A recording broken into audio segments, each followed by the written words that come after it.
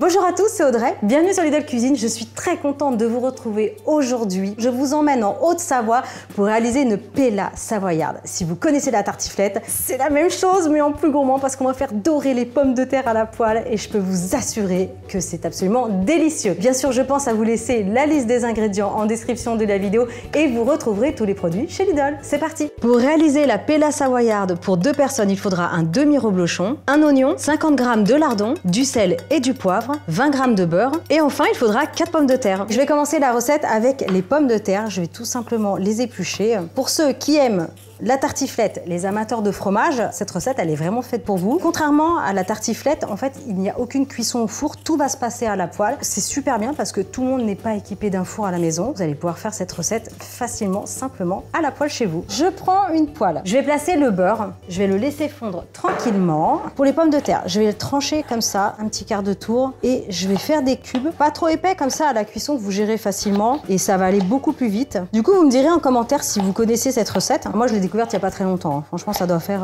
allez, peut-être 1 an et demi. C'est quand j'étais chez des amis en Isère. Ils m'ont dit viens, on va faire une pella.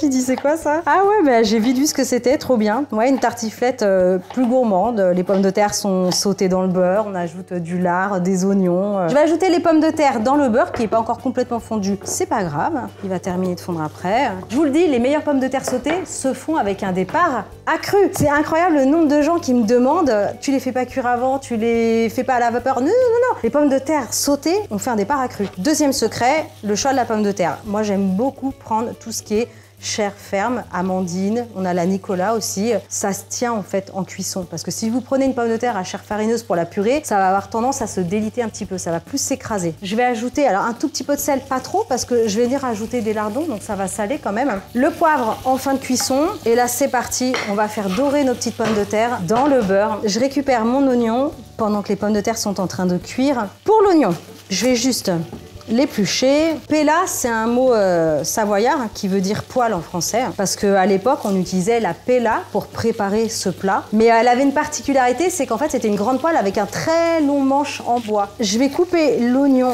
en fines lamelles. Là, les pommes de terre commencent à prendre une petite couleur dorée. À ce moment-là, je vais ajouter mes oignons. Je continue avec les lardons. Je suis toujours sur un feu moyen vif, gérer vraiment la cuisson. Et là, je vais laisser revenir, vraiment en gardant un œil dessus, en remuant régulièrement, jusqu'à ce que les pommes de terre soient bien tendres. Vous vérifiez la cuisson, tout simplement en plantant la lame d'un couteau. Les pommes de terre sentent bon, elles sont dorées. J'ai vérifié la cuisson juste avant et elles sont bien tendres. Au dernier moment, je vais ajouter le reblochon. Alors moi, ce que je fais, c'est que je le coupe dans l'épaisseur comme ça. Il y a 2 écoles, vous me direz comment vous faites chez vous, mais c'est soit peau vers le bas, soit peau vers le haut. Et honnêtement, hop là, je vais faire peau vers le haut moi. Comme ça, ça permet en fait au fromage de couler plus facilement dans les pommes de terre. Je couvre. Franchement, ça va très vite, toujours sur un feu moyen vif. On en a pour 30 secondes, ça va vraiment couler. Et à ce moment-là, on pourra dresser. Je rajouterai le poivre, un petit peu de persil et ça va être impeccable. Regardez. Oh là là, ça sent bon, ça sent bon. Au dernier moment, là, je vais ajouter la petite pincée de poivre. Oh là là là là, on va se régaler. Si vous n'aimez pas trop les lardons, pas de souci. On peut vraiment les remplacer par des restes de poulet rôti, par du blanc de poulet, du blanc de dinde. On peut faire vraiment une version veggie. On retire complètement les lardons. Et vous pouvez compléter avec des petites lamelles de champignons pour faire sauter avec les pommes de terre. Ajoutez-les au dernier moment parce que sinon ça va cuire vraiment trop vite pour les champignons. Ça sent bon, c'est le moment de servir. J'ai placé les pommes de terre déjà au fond. On est généreux, vraiment.